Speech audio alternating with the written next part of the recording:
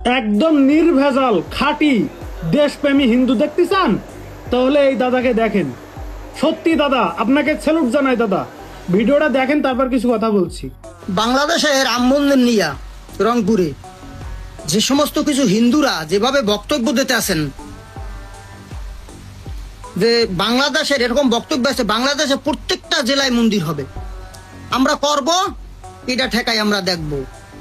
আচ্ছা, আপনারা যে হিন্দু, এটা কি আপনাদের মাথায় আছে? এই সমস্ত বক্তব্য কার ইন্ধনে দিতে আছেন? কোন দেশের ইন্ধনে দিতে আছেন? কারণ আপনাদের তো বাড়িঘর ভারতে, আপনারা ভারতে চলে যাবেন। যখন আপনাদেরকে ধাওয়া দিবে তখন তো আপনারা ভারতে চলে যাবেন। এইখানে বাংলাদেশে যে সাধারণ হিন্দু, তাদের অবস্থা কি হবে? আপনারা তো ভারতের এজেন্ট,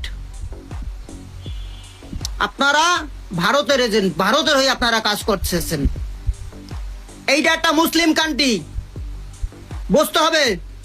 বক্তব্য যা দেন মাথায় রাখবেন।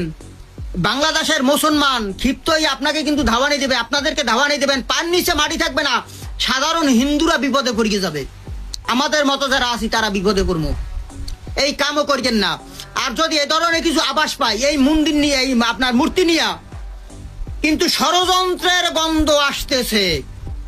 আমি বাংলাদেশের প্রত্যেকটা মুসলমানকে বলবো, ওনারা যে বক্তব্য দেয় এই বক্তব্যতে স্পষ্ট যে ষড়যন্ত্রের গন্ধ চলতে আছে। আপনারা মুসলমান যারা আছেন, আর যদি এই আন্দোলনে আপনারা যদি সফল হইতে না পারেন, তাই কিন্তু আপনারা হেরে যাবেন ভারতের কাছে। আর ভারতের কাছে হেরে যাওয়া মানে আপনাদের অস্তিত্ব বিনাশ হয়ে যাবে। তাই বাংলাদেশের প্রত্যেকটা মুসলমানকে বলবো, ওরা যেভাবে বক্তব্য দিতে আছে, ওরা যেভাবে কাজ করতেছে, আপনারা সঠিকভাবে রাস্তায় নামেন। ওদের পরিকল্পনা সফল হইতে দেওয়া যাবে না। আমি হিন্দু মানুষ বললাম, আমি আপনাদের পাশে থাকবো, প্রথম সারিতে থাকবো। আমি ওয়াদা দিলাম আপনাদের কাছে, যদি আমি আমার ওয়াদা বরখেলাপ করি, আপনারা জুতা পিটা করবেন। প্রথম সারিতে আমি থাকবো। কারণ এই হিন্দু, এই বাংলাদেশের হিন্দু না, ভারতের হিন্দু, বক্তব্যে বোঝা যায়। কারণ এরা ভারতের এজেন্ট হয়ে কাজ করতেছে। আমাদের সাধারণ হিন্দু যারা আছি তাদেরকে এরা বিপদে ফেলাবে।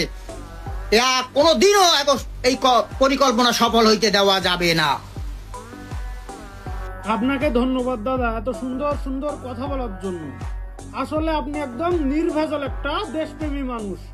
অরিজিনালি আপনার মতন হিন্দু যদি আমার সোনার বাংলাদেশে থাকে, কোনোদিন হিন্দু মুসলমানের ভিতরে দ্বন্দ্ব বাঁধবে না। হিন্দু মুসলমানের ভিতরে দ্বন্দ্ব বাঁধাচ্ছে এই ভারতীয় দালালরা, রয়ের এজেন্টরা। দাদা, আপনি একদম ঠিক কথা বলেছেন, আপনাকে স্যালুট জানাই দাদা। আপনি সবকিছু বোঝেন, শোনেন, জানেন।